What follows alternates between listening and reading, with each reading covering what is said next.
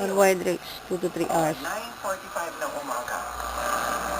Bababa na po yun. 9:45 ngayon, Suka. so by 11:45, that's 2 hours, bababa saan? Small intestine. Sa small. Opo. Tapos doon, papagpatuloy yung digestion nila. Ibig sabihin, wala nang laman ang tiyan. Ideally Okay. po, 4 hours. Opo. Dapat talaga ideally 4 hours. Opo. Kaya pala, sabi nila, pag magbe-breakfast tayo, 7 o'clock or 8, pinaka-late na. Tapos kaya pala, ganun ang mga meal hours Yes, natin. oo. 8, 12, tapos merienda 4, tapos Opo. dinner 7. Opo. Kaya pala ganun. Opo. Kaya rin po kapag mga nag-o-opera, yung mga doktor, ang mga anesthesiologist, sasabihin niyan, walang kinain muna. 6 hours, 8 hours. Kasi, para pag nagbigay ng gamot, walang posibilidad na kung ano man ang nasa sikmura, aakyat pataas. So, may mga dahilan po kung bakit may yung pagkain, merienda. Okay, carbohydrate, 2 to 3 hours. Karne, beef, pork. Mas matagal po sila kasi mas maraming enzymes ang kailangan, mas maraming mga linkages ang kailangang tunawin. Okay. Actually, hanggang small intestine, nagtutuloy-tuloy ang proseso ng digestion ng karne. proteins. Okay, Opo. so, Kaya kahit na kumain ka ng konting karne, mas feeling mo busog ka. Kasi kesa carbohydrate. kesa carbohydrates. Opo. Okay. So, yung protina na yon, ilang oras, doktora, ang pagtutunaw? Wala siya talagang specific, no? Depende sa klase ng protina. Let's say, Pero karne, mga beef, 6 or to 8 hours. 6 to 8. Now, kung mga kapamilya, kung kakain kayo ng steak mamayang gabi, alas 8 kayo kumain, tulog na po kayo, nagda-digest pa ang steak sa loob ng ating? Nasa tiyan pa ba yun? Wala na po.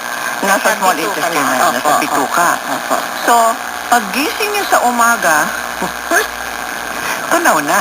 Opo, dapat tunaw na. Dapat tunaw Pag na. hindi pa rin tunaw, isipin natin baka may sakit yung tao na yun. Ayun. Ngayon, ano ang bangungot? Ang sabi nila, ang bangungot is pancreatitis. Okay. No? Ibig sabihin, namamaga yung pancreas. Pero maraming study nagsasabi na hindi naman daw talaga siya.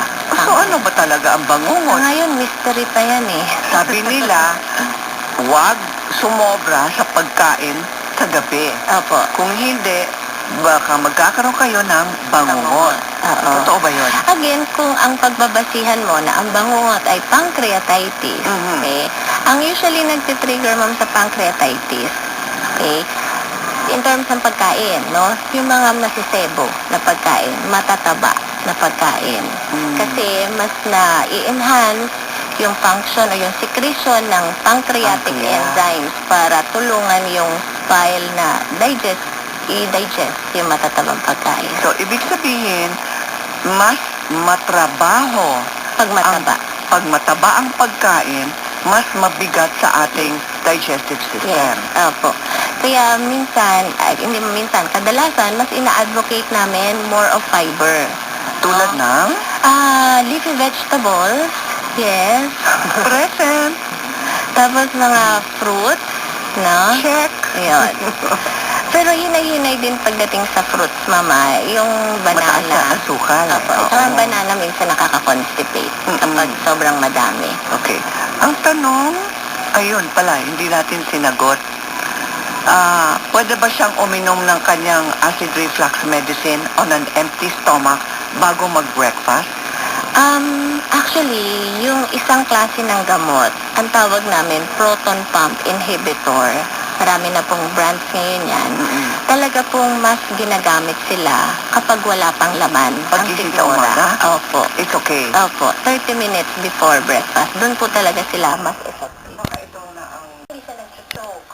Tapos it's a way also para malimit din yung pagkain mo para hindi ka masyadong tumaba. Kasi napupuno na yung stomach mo sa mga... Pero sabi daw nila, Doktora Ira, hindi daw pwedeng uminom ng tubig habang kumakain kasi nagiging, malabnaw ba o na yung stomach acids natin ay bumababa dahil sa tubig. Wala pong Hindi totoo? connection. Wala po. Actually, pag nagkalaman talaga yung stomach mo ng pagkain, bababa na yung acid kasi nanoneutralize na siya. Yun. So ano, bawal o hindi? Doktor? Hindi siya bawal. You sure, Pwede kang uminom ng tubig habang kumakain. Very good. Okay, pero mabubusog ka rin. Mabubusog ka ng mas mabilis. Oo. Yun po. Yung gustong mag-dieta, uminom lang kayo ng 2 basong tubig bago kumain. Nang sa ganon, pagdating ng pagkain, busog na po kayo, konti na lang kakainin po ninyo. Tama ba yun, Dr. Ira? Opo, actually, yung iba, mas inuuna rin ng mga fruits bago kumain. Kasi yung fruits, nabubusog na. No? Meron ka ng feeling of satiety. So, konti na lang yung kakainin ng mga ibang pagkain like carbohydrate. Yan ang ginagawa ko. Ang laki ng salad ko. Pagkatapos, ayoko nang kumain ng Kasi lutong busog ka na. pagkain. Yun. Alright. Wag po kayong aalis. Magbabalik ang Beauty po naman. Anak 3, balita.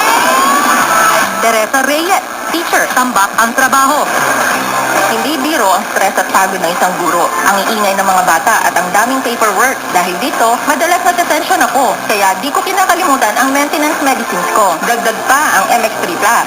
Suki na ako ng mga butika pag MX3 ang pag-uusapan. Hindi ako maaaring mawalan nito. Bago ang lahat sa umaga, MX3 Plus muna. Sabayan ng MX3. Teresa Reyes, naka MX3 Plus araw-araw. Kaya M-Extraordinary. Mahalagang paalala, ang MX3 capsule ay hindi gamot at hindi dapat gamiting panggamot sa anumang uri ng sakit. Ikaw, nag-MX3 ka na ba? Mag-MX3 na para M-Extraordinary. Pag bumili, siguraduhin MX3. Taklalo! Kailangan na pinturahan ng bahay ko! Gumamit ng David Mega Grill 500 watts dahil maputi ang Mega Grill, maputi ang Mega Grill, maputi ang Mega Grill. Makatawan ng Mega Grill, makatawan ng Mega Grill, makatawan ng Mega Grill. Hindi maamoy ang Mega Grill, hindi maamoy ang Mega Grill, hindi maamoy ang Mega Grill. Pag sa pintura, hanapin ang tatak David. David, the #1 paint exporter. Basta pintura, hanapin ang tatak David. Ouch! Ouch! Ouch! Aray! Ouch! Ouch! Aray! Ouch! Toothache! Aray ko! Toothache! Aray! Ouch! Toothache! Aray ko! Ang pain hindi fun. Kahit i-remix pa natin, pain pa din yan. Para sa tuloy-tuloy na good vibes, mag-Dolphinal. May PGE2 pain blockers to stop pain from dysmenorrhea, headache, and toothache. Para laging good vibes, mag-Dolphinal. Trusted quality healthcare. Unilab yan. Mefenamic acid is the generic name of Dolphinal. If symptoms persist, consult your doctor. Kaninaan, padala na kayo sa JRF Express. Umasa ka, madalay sigurado. JRF Express, panalo. Kahit saan, makakarating. Kahit kailan, maaasahan. Walang duda at titiwala. Sa JRF Express, kayo ang bida. JRS Express Delivery po. JRS Express, 55 years of courier service. Hatid tiwala kahit saan makakarating kahit kailan maaasahan. Ang munggo mo ba ay dinedetma? Ano nung niluto mo? Munggo! Ay, okay. Anong ulam, Nay? Munggo? Sige. Paano pwede makain dyan? Munggo? Okay, fine. Mrs. Gawing kapansin-pansin ang munggo mo with Nor Pork Cube. Sigurado munggo gulat ka sa pork linamnam. Munggo time! Wow! Munggo! Munggo! Sarap nito, Ma! Gawing kapansin-pansin ang munggo di lang pag-biyernes with Nor Pork Cube. Turn that ma into boom, boom, boom. Nagbabalik ang Beauty Unahan.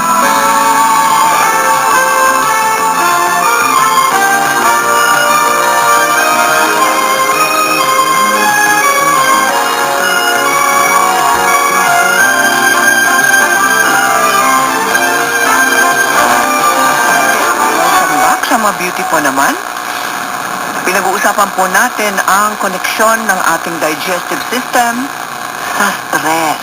O ito na, matanong ko nga, kapag nai-stress ang isang tao, let's say, sa selos, sa galit, sa inis,